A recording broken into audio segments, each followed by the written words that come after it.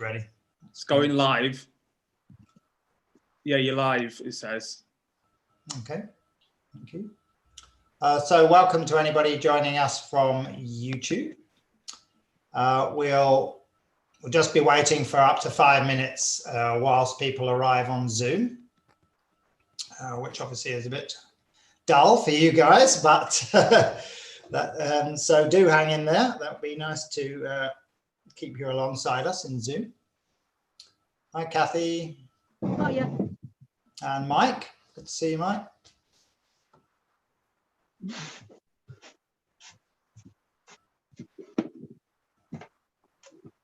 So for quite a number of you, of course, you were at the Tejananda weekend, and I'm just going to be channeling Tejananda today. But that was the plan, just in case you suddenly thought of that idea. That was always the plan. That's why I'm doing this particular night. And then we're back to Dayanandi for next week. And the idea, obviously, you know, quite a few people who turn up tonight may not have done Tejananda's weekend, which is fine because I'll obviously be explaining what I'm doing. But I just thought it'd be a great chance also for those who haven't done a lot of that practice. Hi, Beatrice. I haven't done a lot of that practice to just get some more experience practicing it. That's all, really. You know, because sometimes you have a hi, Cheryl.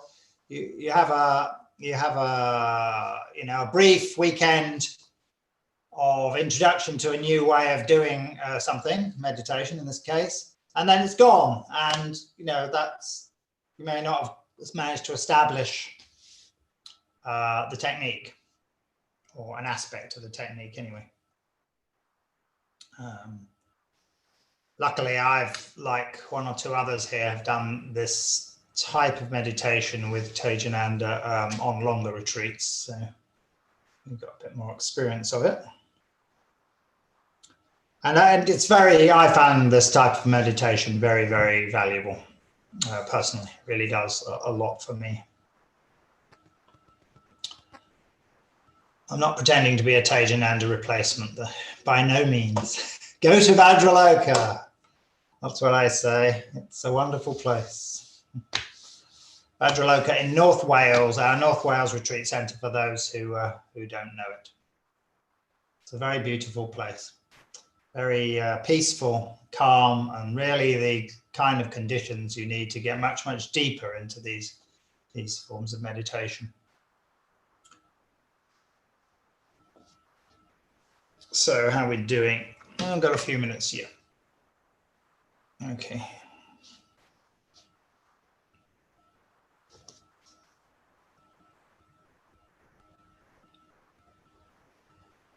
I don't know about the problem of Prapancha, but my one is always tunes. I was just listening to David Bowie, Man Who Sold the World, and I'm now going to spend the next 1.5 hours trying to let it disappear off, or completely accept it, which is, of course, what I'm meant to do. But I'll try not to vocalize it for your benefit. Did you see Glastonbury Silabodhi? Yes, I did. It was a wonderful. I watched the David Bowie set last night. Oh, it's just vintage stuff.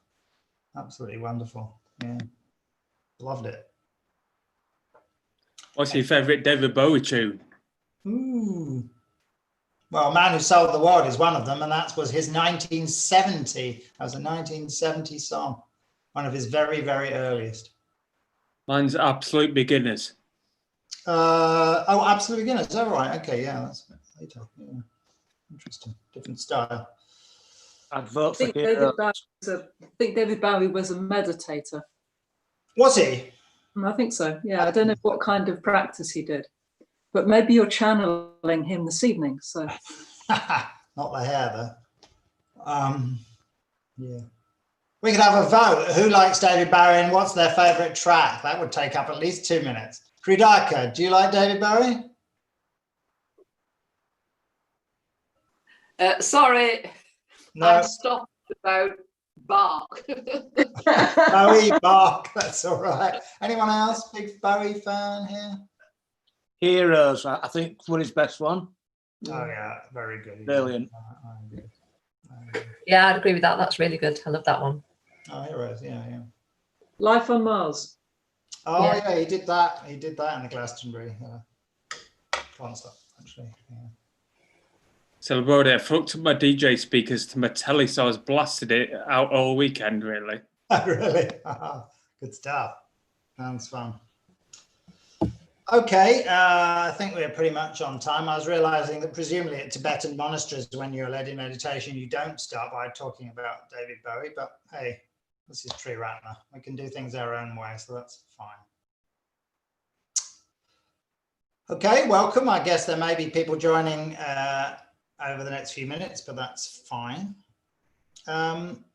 So I want to explore. Hi, Bob. There's another. Hello, hi. Another Tejananda fan there. So I want to explore this ground that he was exploring at the weekend, especially, and it's partly again about going back to the first two that I did in this series. Very, very much building the quality of direct awareness. As he had a nice phrase, which is when you are embodied, you're not em-minded. Em-minded, I don't think is a word, but you all know what it means. It's really good. And that's, you know, people say, oh, why all this concentration on the body? You know, what's so special about the body?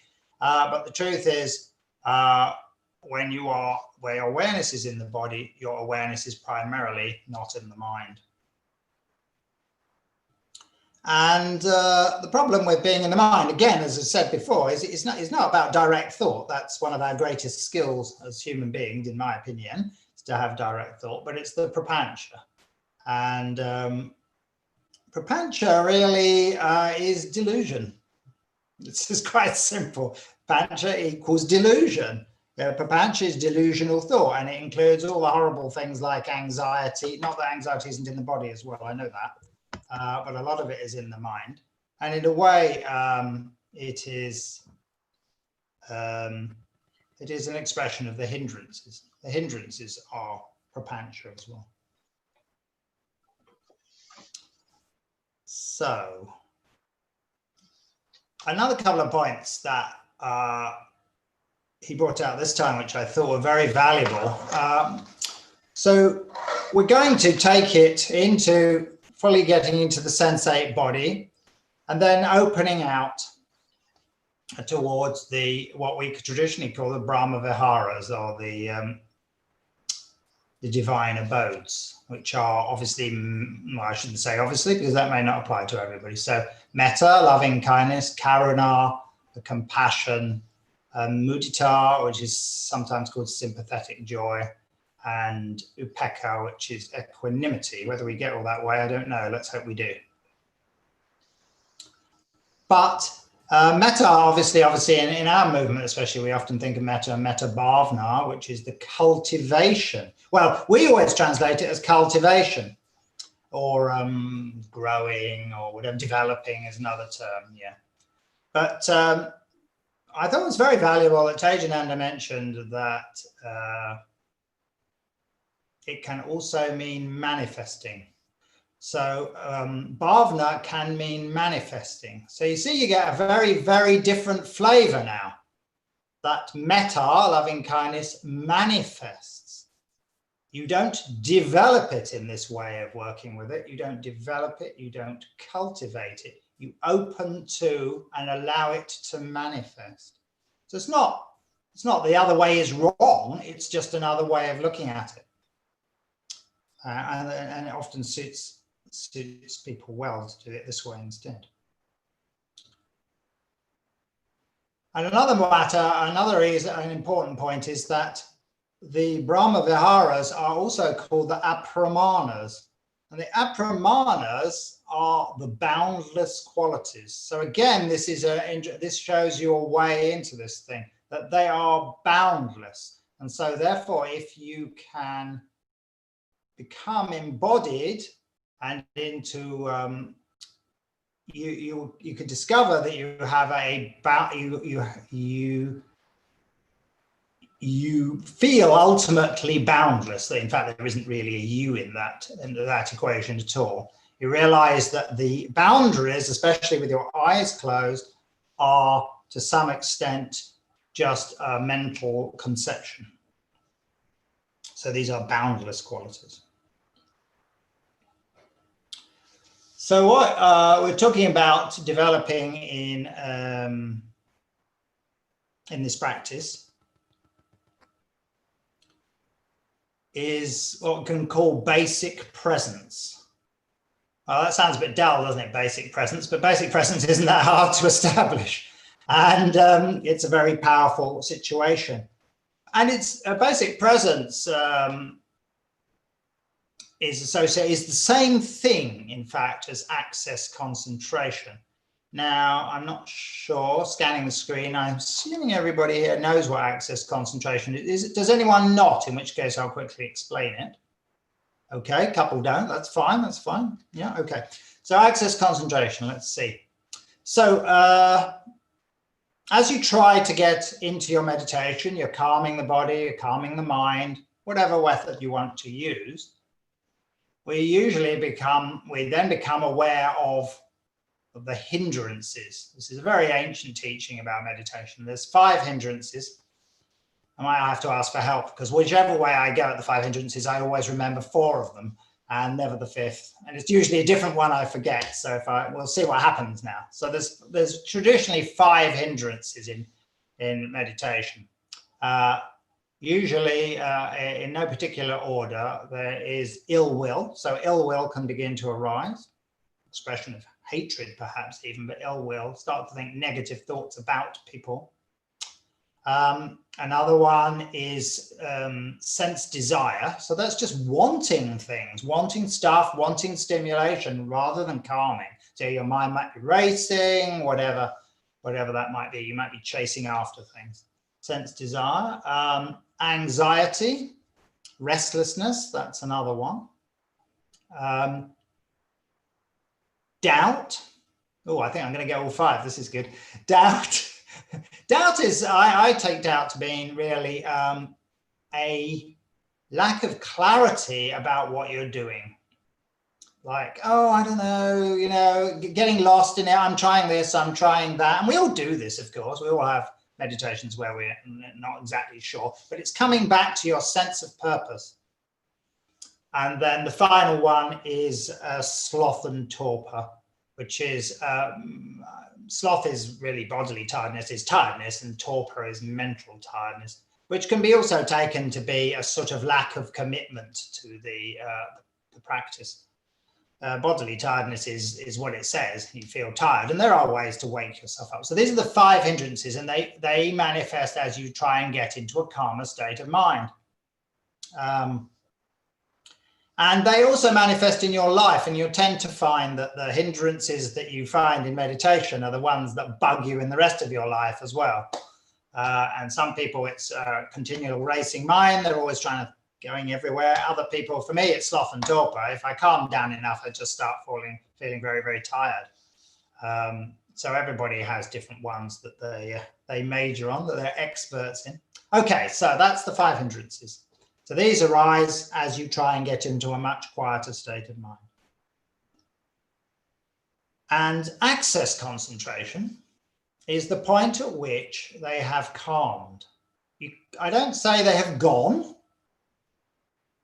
That's an even deeper state, really, but it's the point at which they've calmed enough for you to be able to have more open awareness of body and mind without them continually getting in the way. So that's access concentration. And that is the same as, from Tejananda's terms, as basic presence. So you've established basic presence. It's a basic, steady, fairly calm state of mind. And from there, that's where you can go into all these forms of meditation, whether they be insight meditations of various types, or looking into, well, you know, it gives you the best access, as it says, to metta and all the other qualities, and including imaginal qualities for spiritual rebirth practices and so on. So what else do I want to say about this? Not a lot more.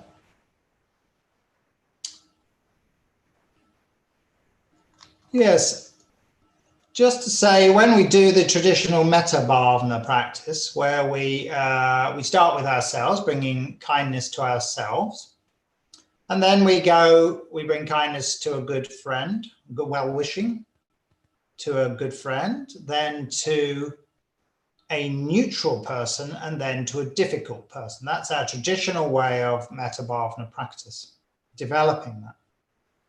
And it's quite interesting, and I hadn't heard of this approach before. It made a lot of sense that when you're trying to get to a real ultimate feeling of metta, a kind of the great love, as it's called, Maha Maitri, in its ultimate form, it isn't a personal thing at all. And in fact, then these stages are associated with the three poisons. So that's greed, as in, so you can develop a feeling of metta through to a good friend. But in the ultimate form, that can also be too strong an attachment. That can be, there is attachment. It gets very subtle then. The kindness and love for the good friend is a good thing, but it can become slightly sticky, and you can look for that as well. You can see that slightly grasping feeling there. So that can be associated with craving. Interestingly, the neutral person is really interesting case, because then why is someone neutral? Well, a neutral person, when the way we teach it, is somebody who we can bring to mind, someone whose face we can bring to mind, for example, the bus driver or the checkout person in Tesco's, whatever. That's a good example. You can bring their face to mind, but you don't know them. You don't care about them particularly, about their lives. Well, what is that? Now, he drew the similarity there with the analogy with delusion. It's ignorance. It's not seeing that we are fully connected to that person as we are to all life and to all other beings. We're kind of almost deliberately going, I don't know them. I'm not bothered with who they are. So they don't feature in my life. There's a sort of ignorance there in a way. And then, of course, obviously hatred is connected to the difficult person, where aversion arises. So it's just an interesting way to look at these stages. Okay. I think that's probably all I want to say about that at this point, in those terms. How are we doing for time? So to be able to meditate in any depth, you have to be able to get into a state of open awareness, and basing it in the body is the strongest way to do this. So I'm going to lead through into that. I'm just wondering whether to have a break at some point. We'll have tea as usual. Yeah, we'll do an initial getting into the body experience, then we'll come out briefly, might say a few words, take a few questions if there are any, and then we'll lead into the main practice. So you need to get yourself comfortable, however that is, and it's perfectly fine to turn your screen off or disappear off the screen or whatever.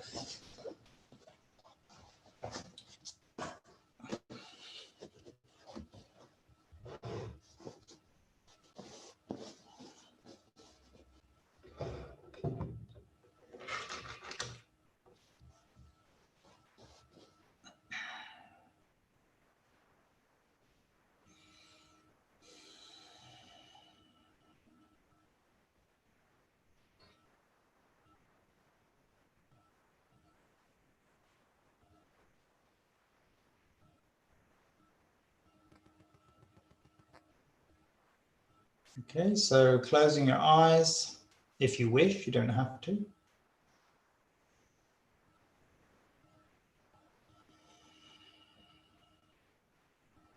Just first of all, feeling into the surface that you're either sitting or lying on. Just feeling the force of gravity.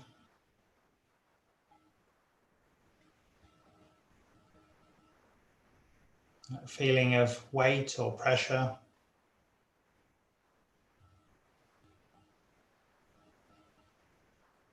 even weight and pressure are descriptions of the mind. Actually, there's just a sensation there, quite a strong sensation.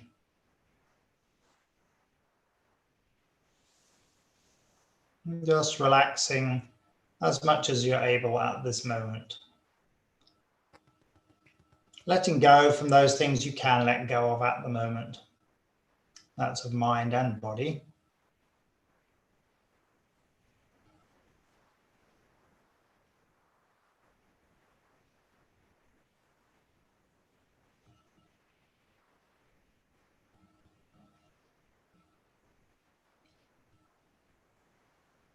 Now we're imaginatively going to place our attention down in the earth, some way below us. And then we're going to imagining here the earth as energy.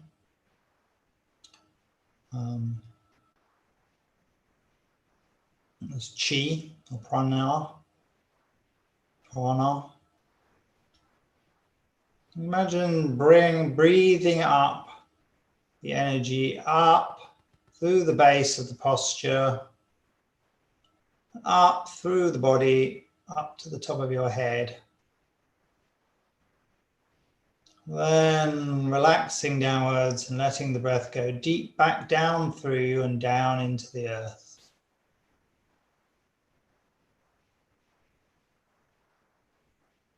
So breathing up the earth energy up through the pelvic floor if you're sitting, up the central channel of the body, up to the top of the head, and then letting it go down through the body and back into the earth.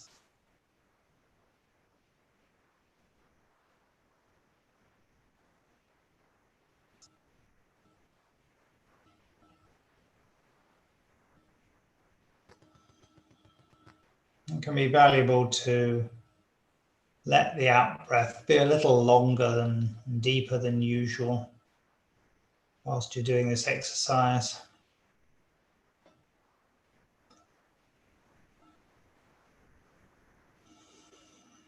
Allowing your whole body to relax downwards.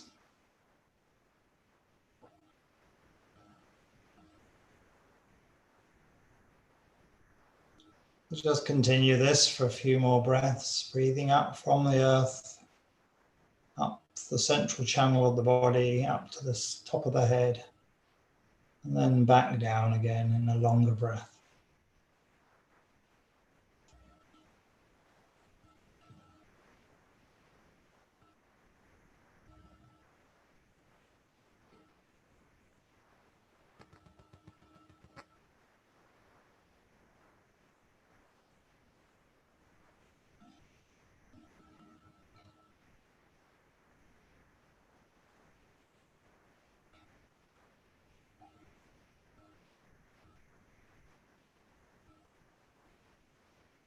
And noticing any effect this type of breathing has.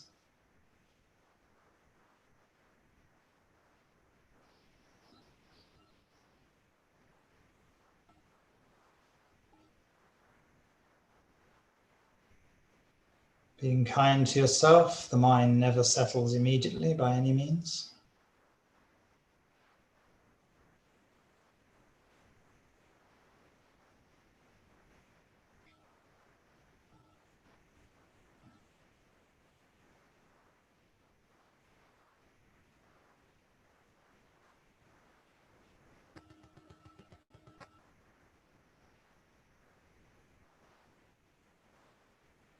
Now we're going to bring our attention to an area in the lower abdomen, sometimes called the hara. Sort of halfway between the navel and the pelvic floor. Just imagine breathing into that space. Imagine as if you're breathing in and out of it from all directions rather than specifically up and down the body.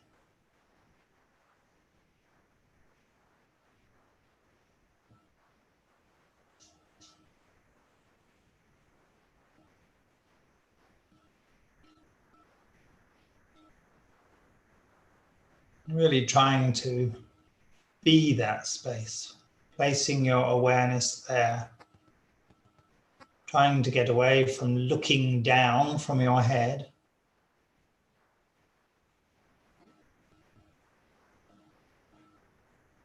Not describing the area with your mind, you might do that initially.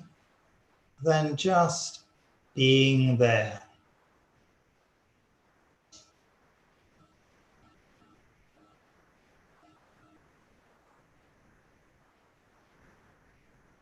Let your mind do what it does. Place most of your awareness in this area called the hara.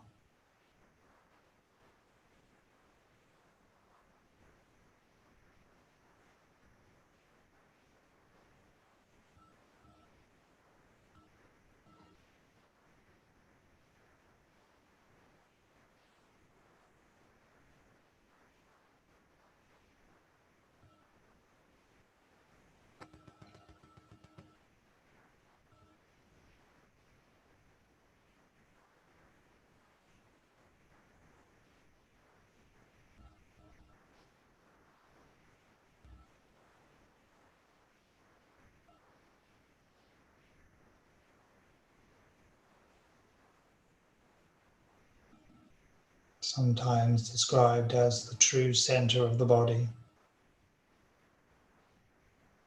The body, which of course includes the sensate head, not the mind.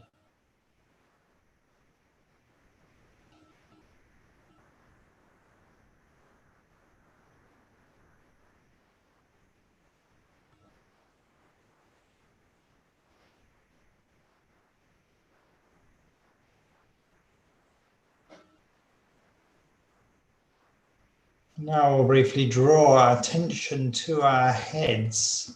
This is the sensate head. Sometimes we can get caught up with making the head and the body different in some way, which they're not. Part of the same structure, so to speak. Bringing attention to your face, your brows, your eyes, nose, mouth, loosening your jaw perhaps.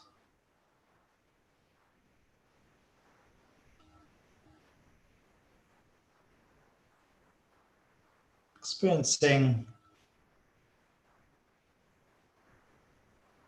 perceptions, sense perceptions all over your head, on the scalp. Bring attention to one ear and then the other. Sense of touch, so to speak. Sense of temperature.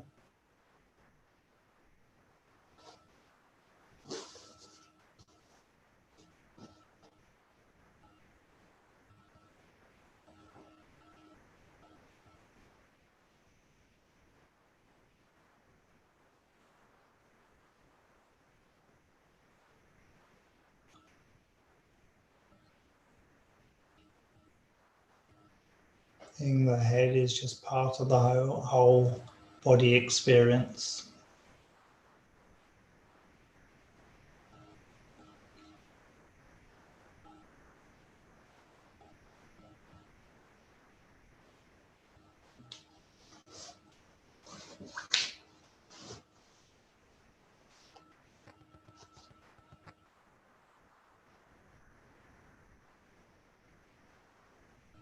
Now bringing your attention to the heart area. This isn't the literal heart. One way is to just say, where is the heart? Where is the heart of my being? This could be higher or lower in your chest.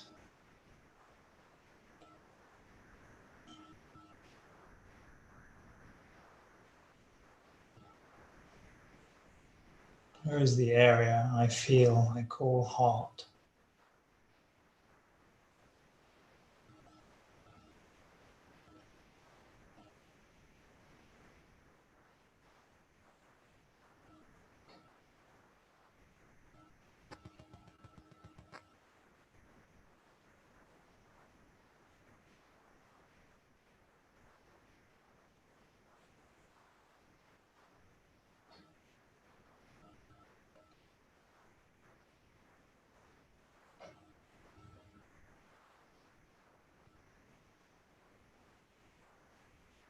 Sometimes this experience can be strengthened by bringing attention to the area just a little bit behind that heart area, and sometimes a little lower down, just a little behind and lower, sometimes called the deep heart.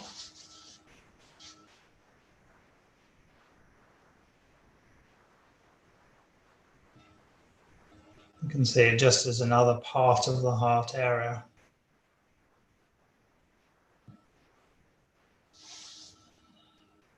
Works for some people, not for others, so don't worry about it if it doesn't.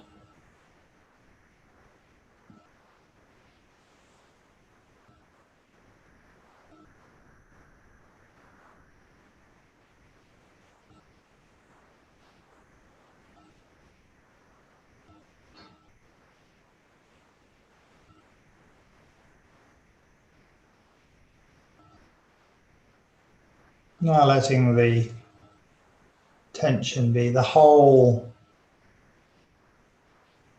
space of senses, of sense experience, physical sense experience.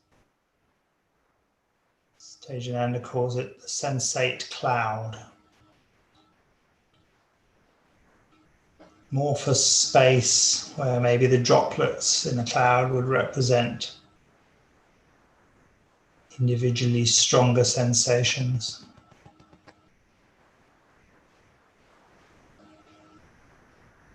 Just relax and let go into the cloud of sense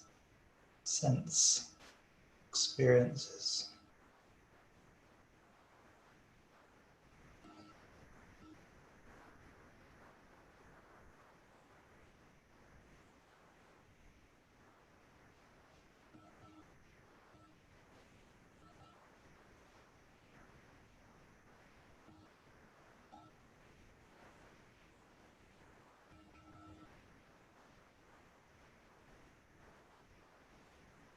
Notice there's a sense of space.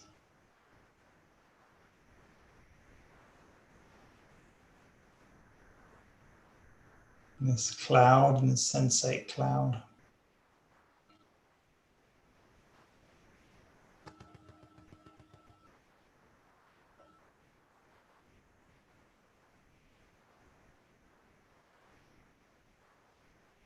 Naturally, one's attention and focus just tends to move around from one area to another.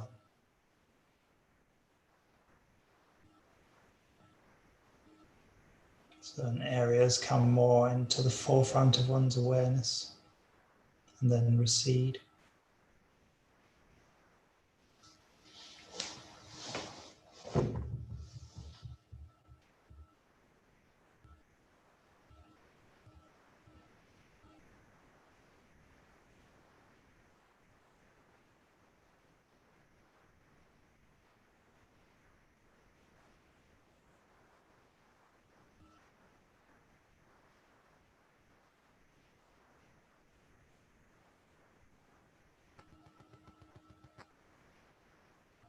Begin to investigate whether there are really any boundaries to this cloud of sensation. Or is that just a conceptual construct?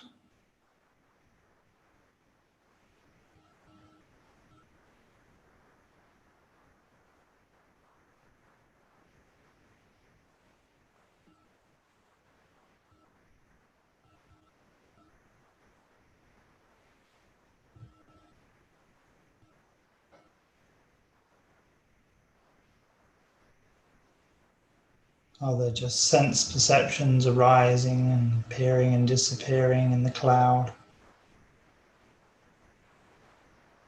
Or have you got hard boundaries?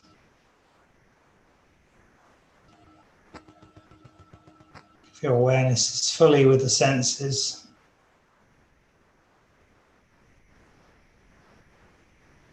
you may find perceptions just seem to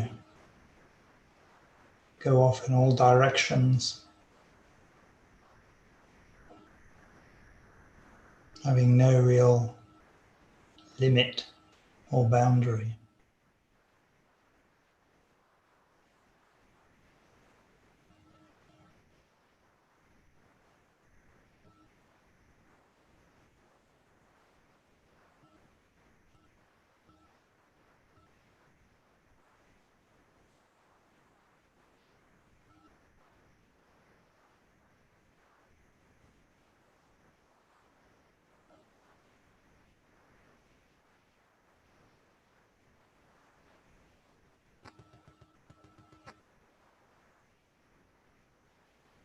I'll just bring in a sense of sound as well, physical and sound. What effect does that have on the sense cloud?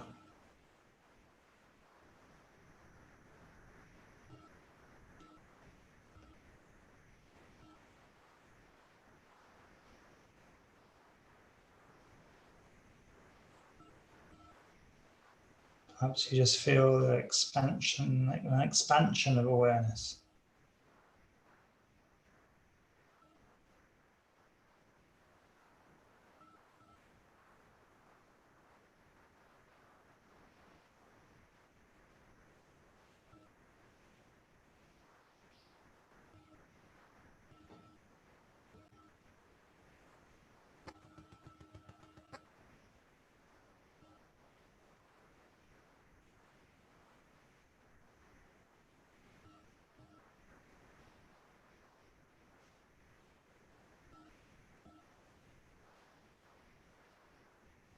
Now, without going back to the mind, bringing your attention again, staying relaxed, to the area that you identified as the heart area.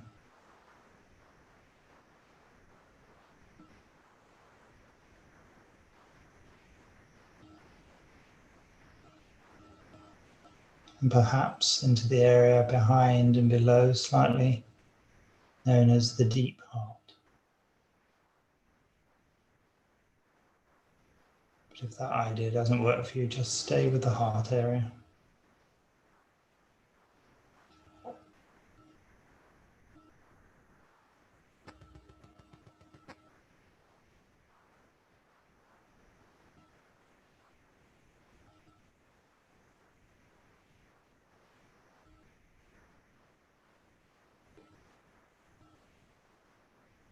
Allowing this area to be as open, expansive as possible.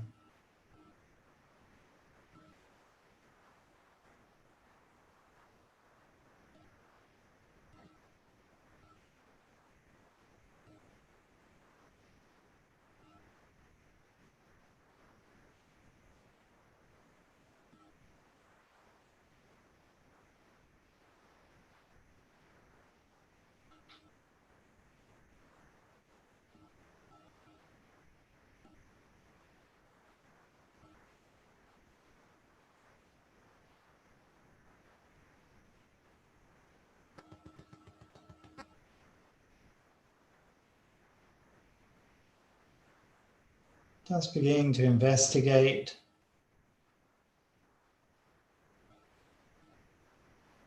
whether naturally the heart area opens to a sense of warmth and of kindness.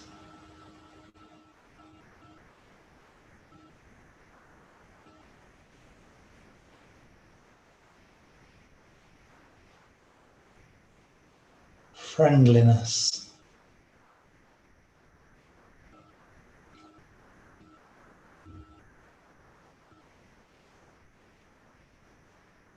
Or love.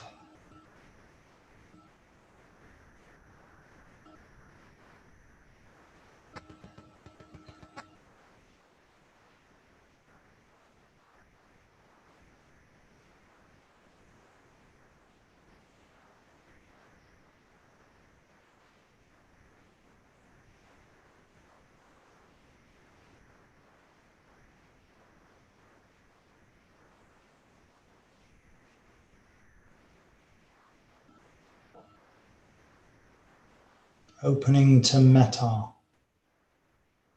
or metta manifesting from awareness. Opening to maybe to beauty.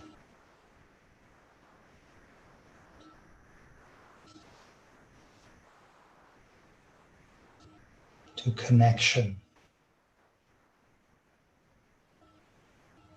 Not forcing anything.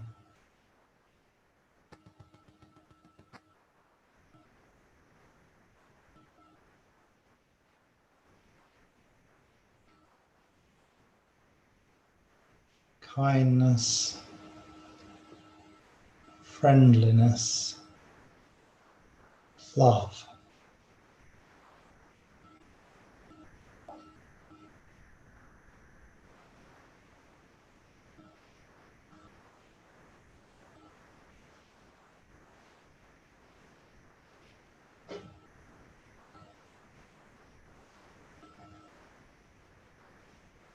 Resting in a field of metta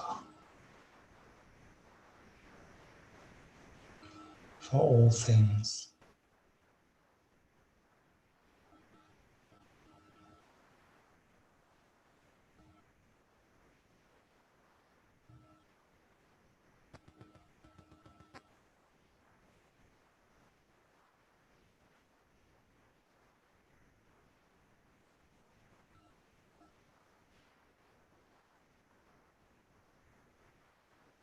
If any individuals do arise in that field, that's fine.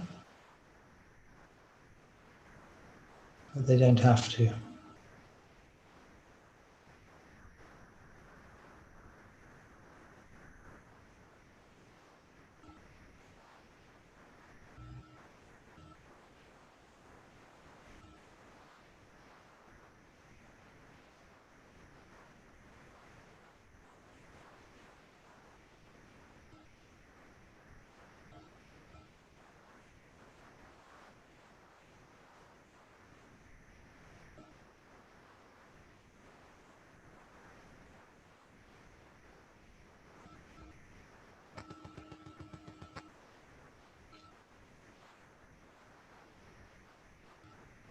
With the field of metta, if it's well established,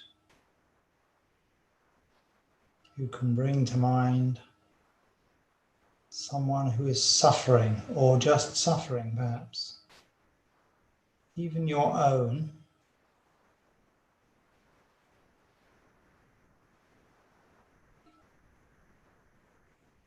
Just holding them in metta, in solidarity, being alongside.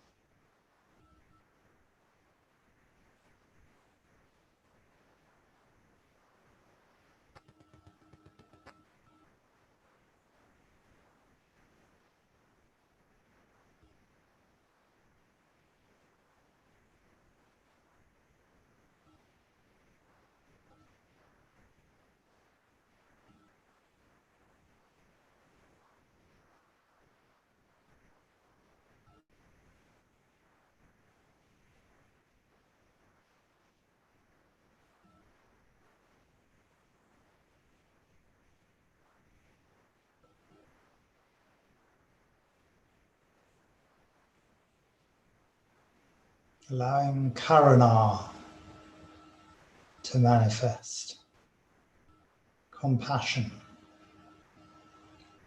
not sadness, which is the near enemy, just holding the suffering in metta. And this is karuna.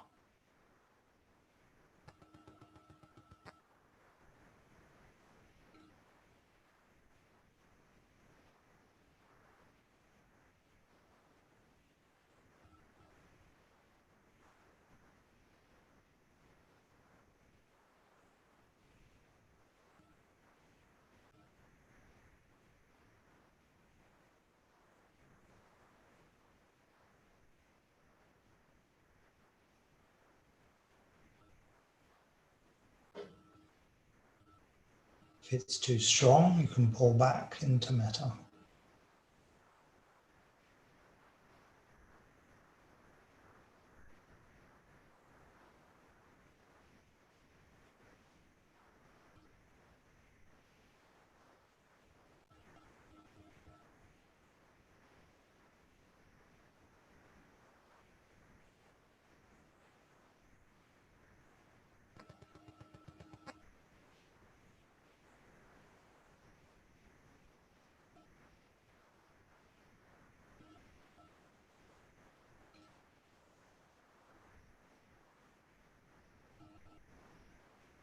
Now naturally moving back into the open-hearted feeling of metta, letting the karana fade.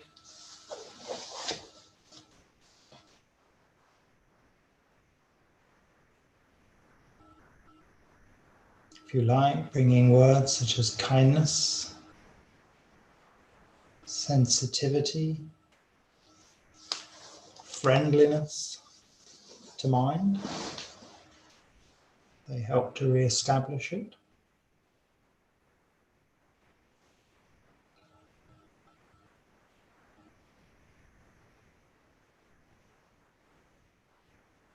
Just dropping them into the open-heartedness like a pebble into a pool.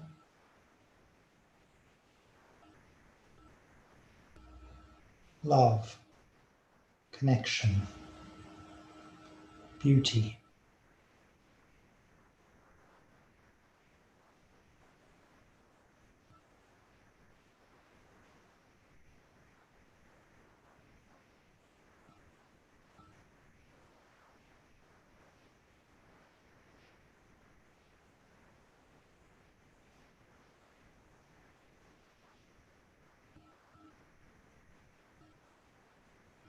Now if we have established metta, you can bring to mind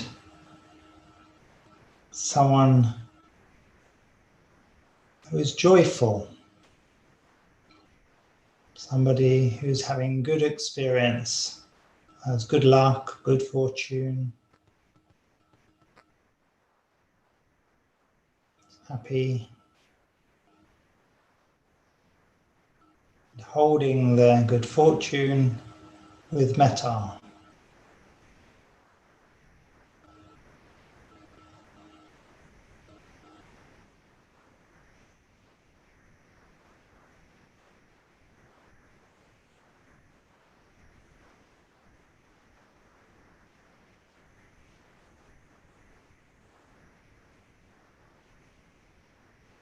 Just holding it, being alongside that happiness or good fortune.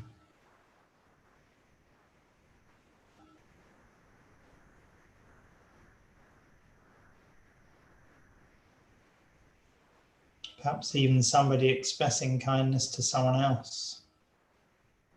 Being alongside that with metta.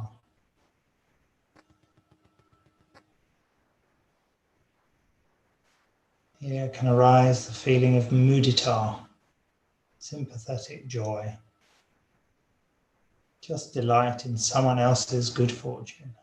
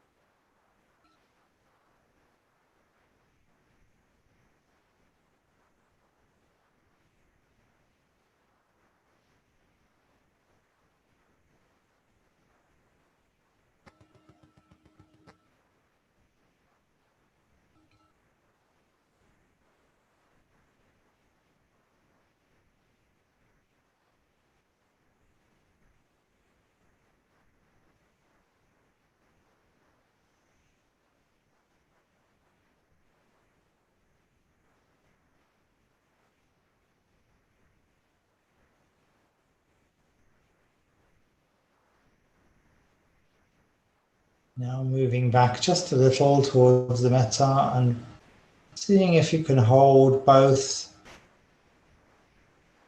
joy, good fortune, and suffering. Holding them in metta, not engaging with them as such.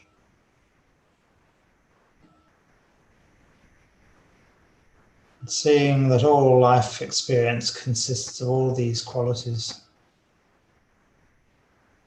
rising and passing all the time.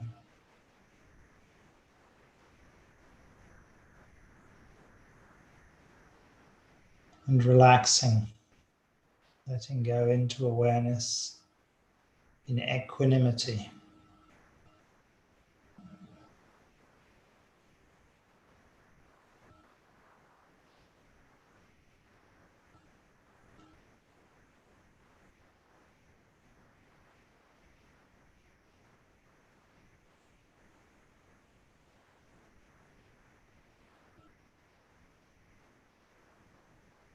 Greatly open to the joys and sorrows of the world.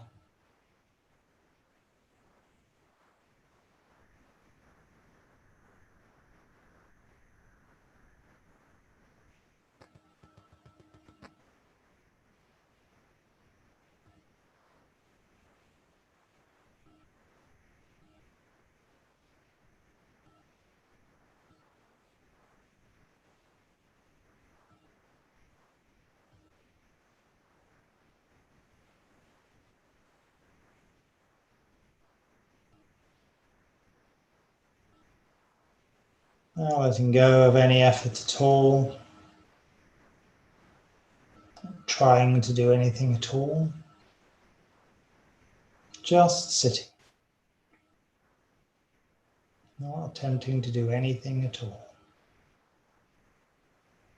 simply being.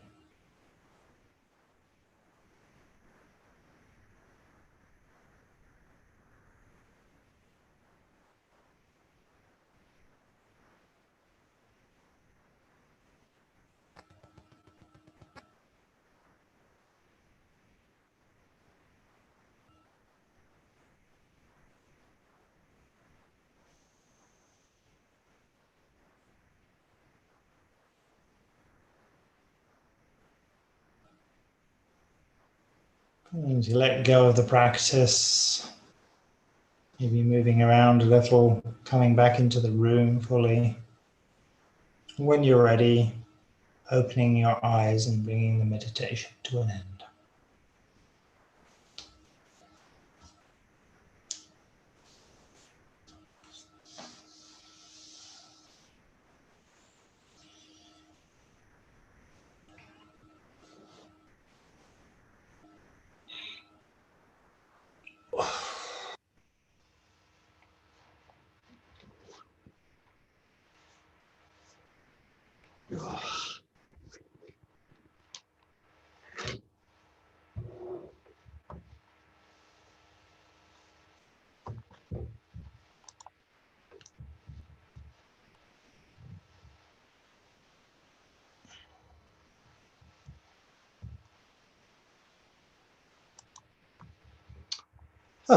Welcome back from hopefully the land of metta. Okay, Tom asked me the question whether we'll do breakout rooms, which we will. But so, first of all, let me say a thank you to anybody who was present on YouTube. It's great to have you here this evening. Now we're going to go into a practice where we sort of talk to each other and do some interactive stuff. So say goodbye to you for this evening and hoping you'll come back for the next deeper meditation session at 7 o'clock next Monday.